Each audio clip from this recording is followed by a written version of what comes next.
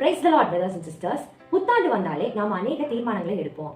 இந்த புத்தாண்டுலயும் ஒரு சில ஆவிக்குரிய தீர்மானங்களை எடுக்கிறதுக்கு இந்த வீடியோ மூலமா நாங்க உங்களுக்கு சில டிப்ஸை கொடுக்குறோம். முதலாவது, முழு வேதாகமத்தையும் இந்த வருடம் முடிவதற்குள்ள ஒரு தடவையாவது வாசிக்க முயற்சி செய்யலாமே.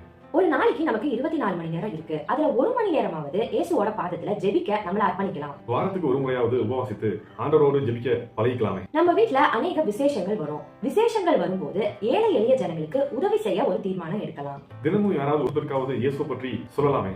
வேதாகமத்துல தானியேல் ராஜாவுடைய போஜனத்தினால தன்னை தீட்டுப்படுத்த கூடாது அப்படின்னு ஒரு தீர்மானம் எடுத்தாரு.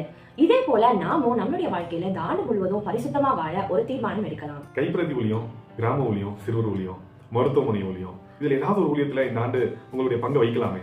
கடைசியாக ஆவிக்குரிய புஸ்தகம் ஏதாவது இந்த ஆண்டு வாசிக்கிறதுக்கு நீங்க பழகலாமே.